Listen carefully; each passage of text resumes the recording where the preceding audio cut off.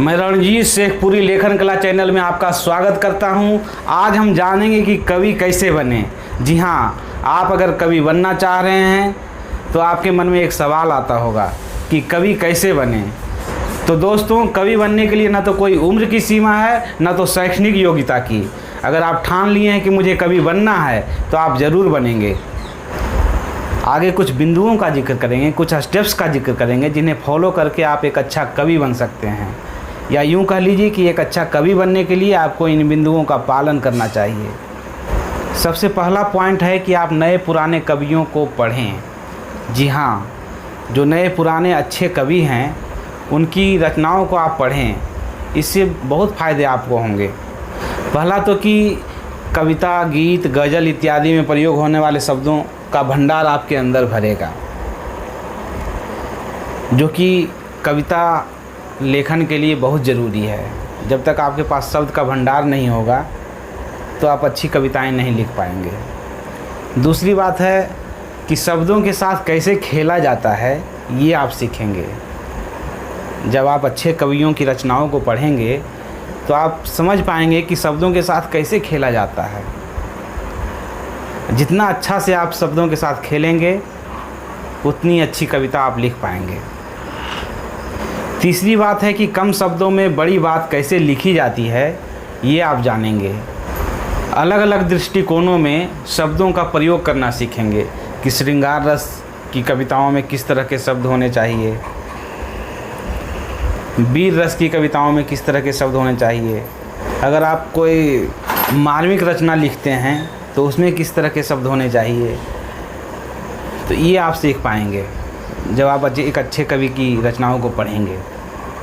कोई भी रचना में वजन कैसे डाला जाता है, ये आप सीखेंगे।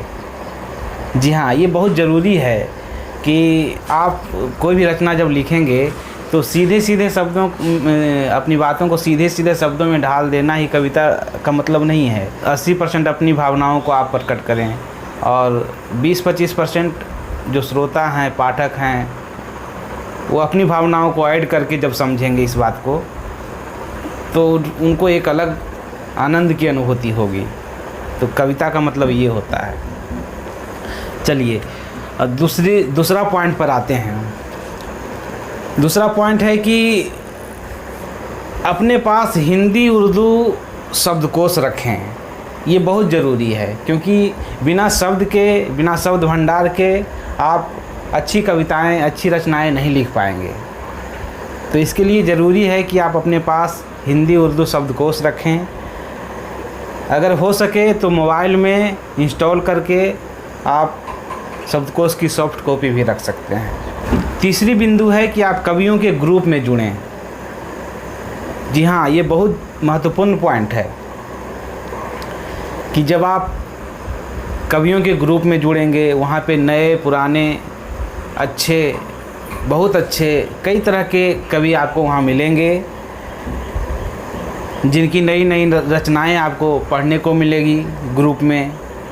तो आप बहुत कुछ सीखेंगे, अपनी भावनाओं को प्रकट कर सकते हैं, अपनी भावनाओं का आदान प्रदान कर सकते हैं। जो भी आपके मन में प्रश्न होंगे उसका सॉल्यूशन वहाँ पर मिलेगा।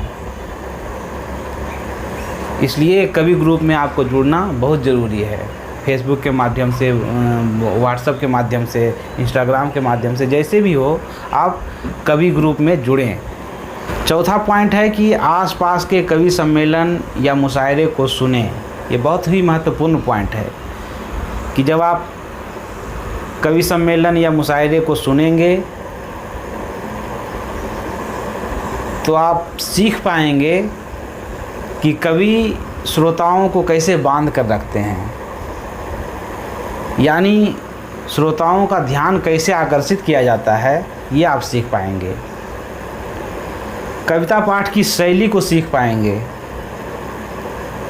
मान लीजिए कि कवि सम्मेलन में 8 कवि हैं मंच पर, तो 8 की पढ़ने की जो शैली होगी अलग अलग होंगी, तो आपके अंदर भी एक शैली जन्म लेगी। इसलिए आपको कवि सम्मेलन सुनने के लिए जाना चाहिए।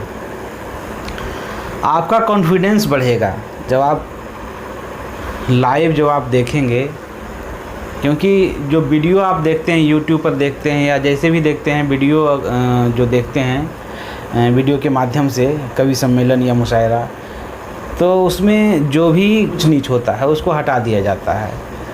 तो आप तो जो भी देखते हैं परफेक्ट देखते हैं, लेकिन जब लाइव आप सुनेंगे, लाइव आप देखेंगे, तो वहाँ पे जो भी ऊंच नीच होगा तो आप उसको देखेंगे तो आपको कॉन्फिडेंस बढ़ेगा कि नहीं, हम भी मंच पर कविता पाठ कर सकते हैं। आपके अंदर कॉन्फिडेंस आएगा।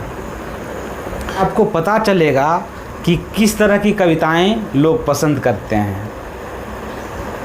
इसलिए आपको कवि सम्मेलन या मुशायरे को सुनने जाना चाहिए।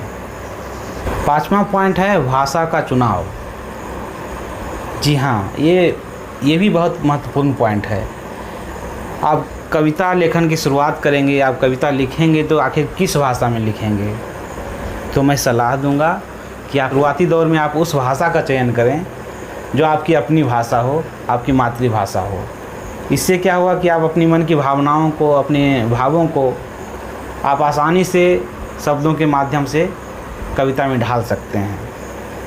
तो दोस्तों, अगली जो वीडियो होगी उसमें हम लोग जानेंगे कि कविता लेखन की शुरुआत कैसे करें। बहुत ही महत्वपूर्ण वीडियो होने वाली है, इसलिए अभी तक आपने अगर चैनल को सब्सक्राइब नहीं किया है तो सब्सक्राइब कर लीजिए, घंटी के बटन को दबा लीजिए ताकि आगे आने वाली वीडियो आप तक पहुंच सके। तो इन्हीं शब्दों के साथ मैं आपसे विदा लेता हूं। जय हिंदी, जय उर्दू, जय हिंदुस्तान।